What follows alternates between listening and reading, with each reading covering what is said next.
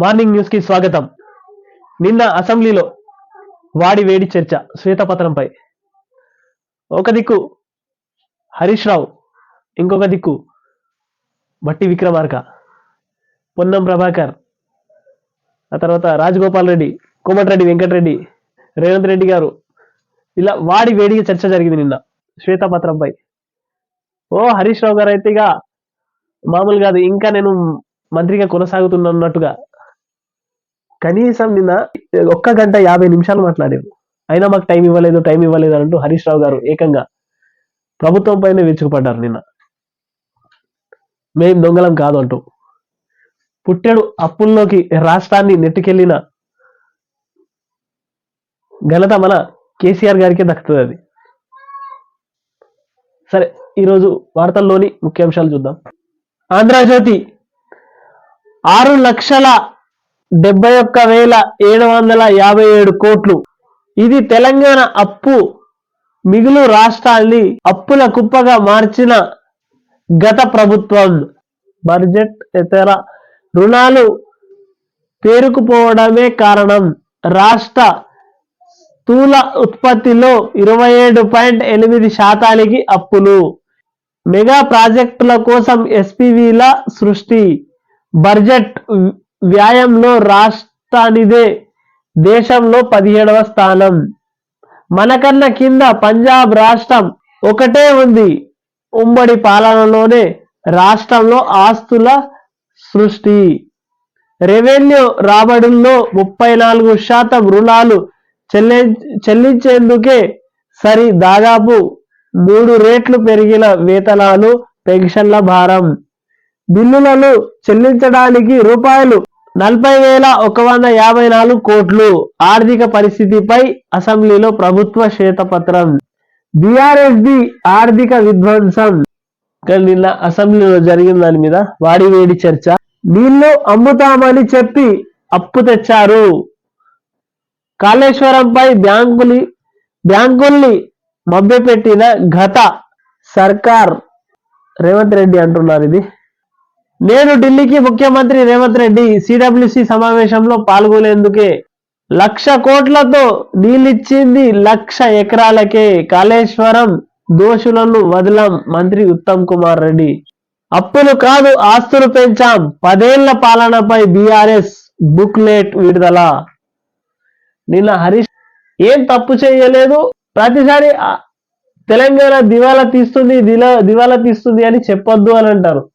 ఉన్నది ఉన్నట్టు చెప్తే ఉలిక్కి పడ్డారు నిన్న హరీష్ రావు గారు. ప్రగతి దారులు నిర్మించాం.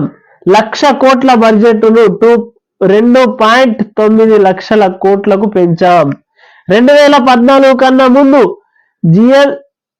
జిఎల్డిపి వృద్ధి రేటు 12%. మేము అధికారంలోకి వచ్చాక 159.60% మేర వృద్ధి. 35,000 కోట్లు ఇస్తామన్న మోటార్లకు మీటర్లు పెట్టలే. దివాలా అంటూ దిక్కుమాలిన ప్రచారం వద్దు. ఆర్థిక పరిస్థితిపై చర్చలో మాజీ మంత్రి హరీష్ రావు. చూడండి, 6,71,000 దాదాపు 7 లక్షల కోట్లు అప్పు చేసిర్రు. అప్పు చేయలేదని చెప్పాలంట అసెంబ్లీ సాక్షిగా నిన్న హరీష్ రావు గారు. మేము చేసినంత మేము చేసినాం, మామ అల్లుడు కొడుకు మేము ఎంత చేయాలో అంత అప్పు చేసి పడేసినాం. కానీ మీరు మాత్రం అసెంబ్లీలో దివాలా అని అనొద్దు. మేము చేసిన తప్పుల్ని మీరు ఏలెత్తి చూపెట్టద్దు. ఆర్థిక అరాచకం. 10 ఏళ్లలో 2 ఫామ్ హౌస్లు తప్ప ఆస్తులు సృష్టించలేదు. ఆర్థిక పరిస్థితిపై వాస్తవ విషయాల వెల్లడికే శ్వేతపత్రం. విపక్షాలు మాకు శత్రువులు కాదు, ప్రత్యర్థులు మాత్రమే. మిషన్ భగీరథ పైన సమగ్ర విచారణ జరిపిస్తాం. రాష్ట్ర అధికారులను కించపరచవద్దు. బట్టి విక్రమార్క. అంటే నిన్నేమన్నారంటే, మీరు హరీష్ రావు గారు చెప్పలేకనే చెప్పారు ఇది ఎవరు చేయించారు ఆంధ్ర నుంచి అన్నట్టు. మీరు చెప్పాలా అంటూ చెప్తున్నారు. అది మీ విజ్ఞతకే నిన్న వదిలేసారు వాళ్ళు. నేను అసెంబ్లీ సాక్షిగా కోమటిరెడ్డి వెంకటరెడ్డి గారు కూడా తండ్రి కొడుకులు వాడుకొని వదిలేస్తారు.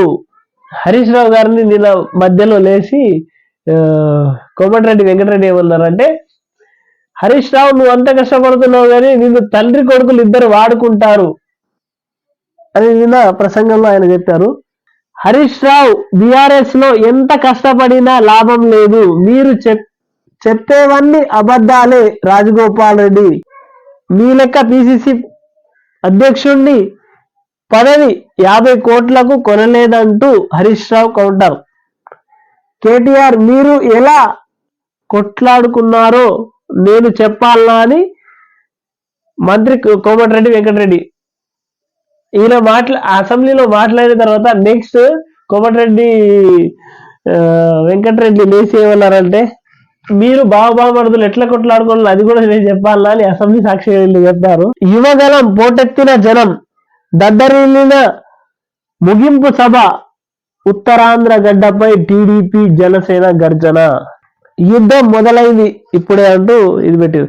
లక్షలాదిగా తరలి వచ్చిన టీడీపీ శ్రేణులు, భారీ స్థాయిలో పాల్గొన్న జనసేన కార్యకర్తలు, కిక్కిరిసిన ప్రాంగణం, హైవేపై జనజాతర, పంచ్ డైలాగులతో జగన్ కు లోకేష్ చురుకలు, పొత్తు అవకాశాన్ని నొక్కి చెప్పిన పవన్, సూటిగా ఘాటుగా చంద్రబాబు ప్రసంగం, రాజద్రోహం ఇకపై దేశద్రోహం, ప్రభుత్వాన్ని అంటే ఊరుకుంటాం, దేశాన్ని విమర్శిస్తే జైలుకే, ప్రపంచంలోనే అత్యాధునిక న్యాయ వ్యవస్థ, అప్పులు చేయొద్దు, ప్రజలపై భారం మోపొద్దు, హామీలు నెరవేర్చేందుకు నిధులు ఎలా సమకూర్చుకుంటారో చెప్పాలి, కాంగ్రెస్ ప్రభుత్వం తీరు వెనుకల బాధకు ఇల్లు తగలబెట్టుకున్నట్టుంది, బీజేపీ ఎమ్మెల్యే మహేశ్వర్ రెడ్డి విమర్శ. 12వ పేజీలో ఇది వార్త.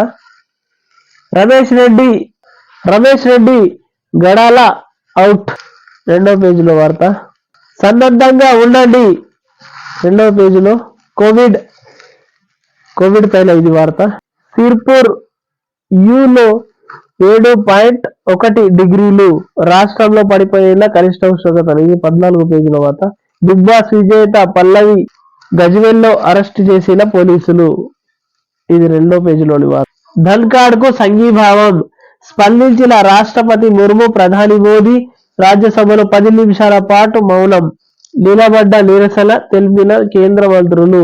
నేను దళితుల్ని కాబట్టే పార్లమెంట్ లో మాట్లాడనివ్వడం లేదని ధన్ఖడ్ వ్యాఖ్యలపై ఖర్గే విమర్శలు. మరో 2 ఎంపీలపై సస్పెన్షన్. టెలికాం బిల్లులకు లోక్సభ ఆమోదం, ఎన్నికల ఫలితాలు నిరాశపరిచాయి. ఎంపీల సమావేశంలో సోనియా వ్యాఖ్యలు. పోచంపల్లి అభివృద్ధికి కృషి. తెలంగాణ చేనేత వస్త్రాలకు ప్రపంచ ఖ్యాతి. చేనేత రంగం ద్వారా 35 లక్షల మంది ఉపాధి. తెలంగాణలో కోటి రతనాల వీర రాష్ట్రపతి ముర్ము. యాదాద్రి భూదాన్ పోచంపల్లిలో పర్యటన. రాబడిలో 34% అప్పులకే. 6.71 లక్ష కోట్లకు చేరిన రుణంతో రాష్ట్రంలో ఆర్థిక సంక్షోభం. ఆదాయం లేని 5 సంస్థలకు అధిక వడ్డీలతో రూపాయలు 1.18 లక్షల కోట్లు తెచ్చారు. రుణాలకు వడ్డీలు అసలు కలిపి చెల్లించింది రూపాయలు 2.34 లక్ష కోట్లు. అయినా చెప్పుకోదగ్గ మౌలిక సదుపాయాల కల్పన జరగలేదు. శాసనసభలో ప్రవేశపెట్టిన శ్వేతపత్రంలో ప్రభుత్వ వెల్లడి. రాష్ట్రాన్ని దివాలా తీయించారు. అప్పు కావాలని రోజు ఆర్బీఐ దగ్గర నిలబడాల్సిన పరిస్థితి. కాళేశ్వరానికి రూపాయలు 1,00,000 కోట్ల ఖర్చు చేసి 1,00,000 ఎకరాలకు సాగునీరు ఇవ్వలేదు. వాస్తవాలను ప్రజల ముందుంచాం. శ్వేతపత్రంపై చర్చలో సీఎం రేవంత్ రెడ్డి. నిన్న అసెంబ్లీ సాక్షిగా వేడి చర్చ జరిగింది. నిజంగా కాళేశ్వరానికి 1,00,000 కోట్లు ఖర్చు పెట్టి 1,00,000 ఎకరాలకు కూడా నీళ్ళు ఇవ్వలే. కేవలం అంకెల గారడి. అప్పులు తీర్చడానికి అప్పుల, రోజువారీ ఖర్చులకు నిధులు లేని దుస్థితి. ఒక కుటుంబంపై రూపాయలు 7 లక్షల రుణభారం. శాసనసభలో ఆర్థిక మంత్రి బట్టి విక్రమార్క. ఇది 9వ పేజీలోని వార్త. లెక్కలన్నీ తప్పుల తడక. హామీల నుంచి తప్పించుకునేందుకు సర్కారు యత్నం. మేము సృష్టించిన ఆస్తుల గురించి ఎందుకు చెప్పరు? శాసనసభలో మాజీ ఆర్థిక మంత్రి హరీష్ రావు. నిన్న హరీష్ రావు తప్పుల తడక అని చెప్పారు అసెంబ్లీ సాక్షిగా. 5 లక్షల కోట్లు పోయి 7 లక్షల కోట్లకు వచ్చింది కాక వాళ్ళ ఖర్చు. 33 నేరాల్లో జైలు శిక్ష పెంపు. దేశమంతా 0 FIR. సత్వర న్యాయానికి సమయం నిర్దేశం. సత్యనేర సెక్షన్ ఇక 101.